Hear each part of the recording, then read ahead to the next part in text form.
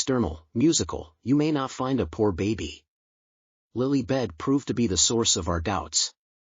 Are both sexes really accepting the trade of silver coins for fictitious offspring with such joy and satisfaction again? Welcome to Kate Middleton and the Queen channel, everyone. The fact that most of you are aware that news stories in the media are based mostly on fiction rather than fact is one of the reasons I adore this channel. Nevertheless, there was an article about Prince Charles meeting his granddaughter and the rest of Harry's family during the late Queen's Jubilee celebrations, and I'm still curious as to how exactly Prince Charles found the time to meet this made-up child during the celebrations, if, in fact, that's a very big if. If it really happened, don't you think that a couple of headline-hunting narcissists would have made absolutely sure that there were some photos leaked to the media, probably the Daily Mail? Everybody else took their kids to the Jubilee, even little August Brooksbank was there. He was only 1 year old at the time and he was there for a little while, but those two decided to keep their invisible kids private, while making sure they talk about them whenever they can tell lies about their achievements.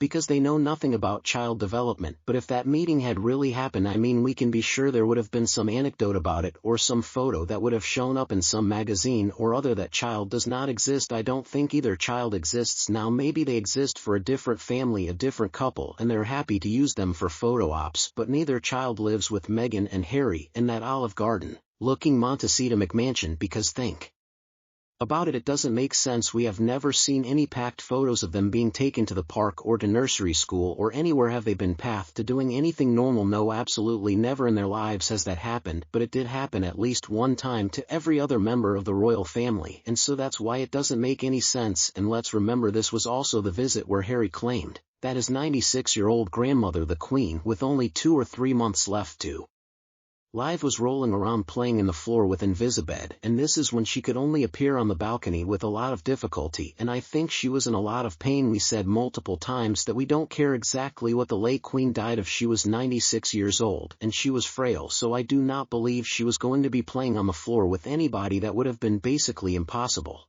and even if it were possible, it would have been incredibly painful, and there's no way she would have done that. And how convenient that none of Harry's family was around to meet Invisibet. They were all busy with their royal duties. They didn't want to meet this invisible child. I mean, why would they? No member of the royal family has an official or really any photo of that girl, and the only verified picture of Archofficial was when he was at his christening. The only thing that article really proves is that you cannot believe everything you read, and when we've heard from people who were on duty when the two of them flew into the UK, and it was confirmed there were no kids traveling in that plane with them. So I'm sure this story has been pushed by their PR people, and it's not like there's going to be a comment from the palace to contradict their story, so they continue to get away with their lies for now at least. But somebody knows the truth, and whoever that person is or people are, I'm sure they're being paid a lot of money to stay quiet. Speaking of kids, although you voiced cynicism about this news, which is understandable, I also realized that the needs we shared regarding Catherine's 4th child are thrilling. You are correct, there were some really fascinating conversations about William and Harry's issues.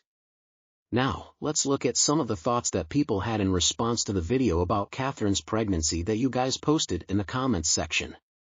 Princess Catherine is described as a beautiful English rose by Petra Ribbon. If this is genuine, congratulations.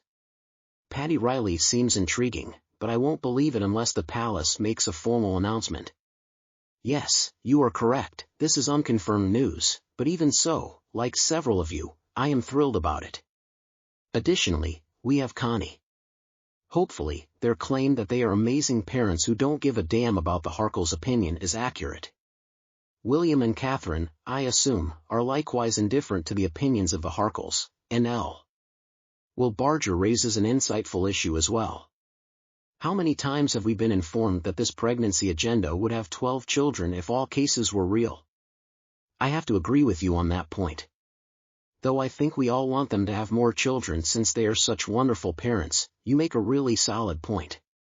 I appreciate you expressing your thoughts, though, and Sharon, if the Princess of Wales's pregnancy is confirmed by the palace, then I'll believe it.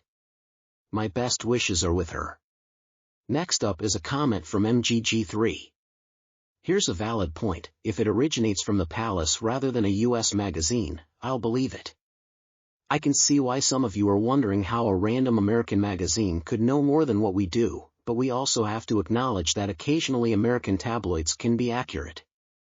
Below that, we have Bina compete, which I sincerely hope is true. Catherine and William are amazing parents, having a fourth child would be a blessing, I think, and when the palace makes the announcement, I'll believe it.